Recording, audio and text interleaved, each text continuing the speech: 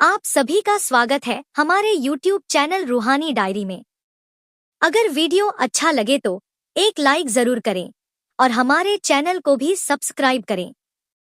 आज की कहानी शुरू करते हैं। सत्संगत जी। दुनिया में हर मनुष्य किसी न किसी का सिमरन करता है, कोई पत्नी बच्चों का, कोई धन दौलत का, लेकिन ये सब नश्वर हैं। आज की इस साखी में मैं आपको बताने जा रही हूँ कि असली सहारा कौन है। परमजीत और रमना की कथा। एक गांव में परमजीत सिंह नाम का एक सिख नौजवान रहता था। परमजीत बहुत गरीब था। उसका न कोई परिवार था, न कोई सहारा। वह अनाथ था। उसके पास संपत्ति के नाम पर केवल एक छोटा सा घर और एक गाय थी। खेती के लिए उसके पास कोई जमीन नहीं थी।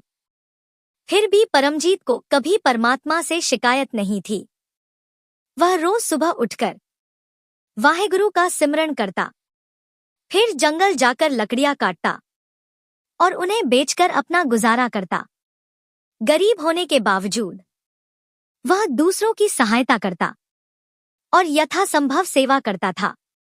एक दिन लकड़ियां काटते समय उसे बहुत तेज प्यास लगी। आसपास कोई नदी या तालाब नहीं था। थोड़ा आगे चलने पर उसे जंगल में एक झोपड़ी दिखाई दी। झोपड़ी के पास जाकर उसने आवाज लगाई। तभी झोपड़ी से एक युवती बाहर आई। उसका नाम रमना था।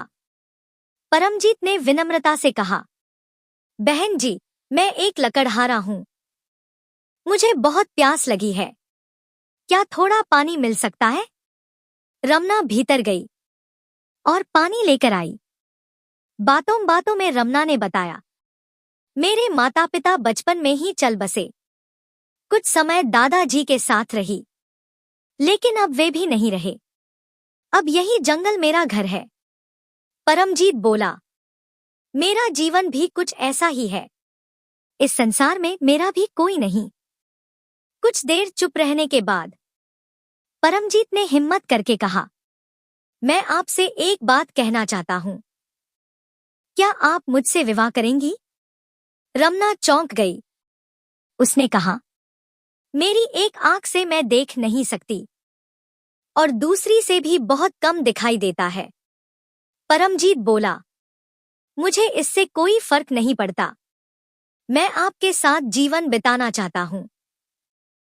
कुछ सोच विचार के बाद रमना ने हाँ कह दी। दोनों ने सादगी से विवाह किया और परमजीत रमना को अपने घर ले आया।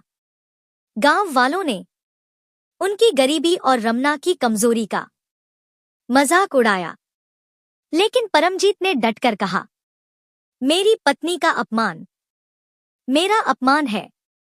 आप सभी यहां से जाए। रमना चुप रही, लेकिन परमजीत उसका दर्द समझता था। दोनों रोज सुबह वाहेगुरु का नाम जपते और मन को शांति मिलती। एक दिन गांव की औरतों ने नदी पर रमना का अपमान किया। रमना खाली मटका लेकर लौटी। परमजीत ने गांव छोड़ने का निर्णय लिया। रात को जाते समय रास्ते में उन्हें एक महात्मा मिले। उनके चेहरे पर दिव्य तेज था।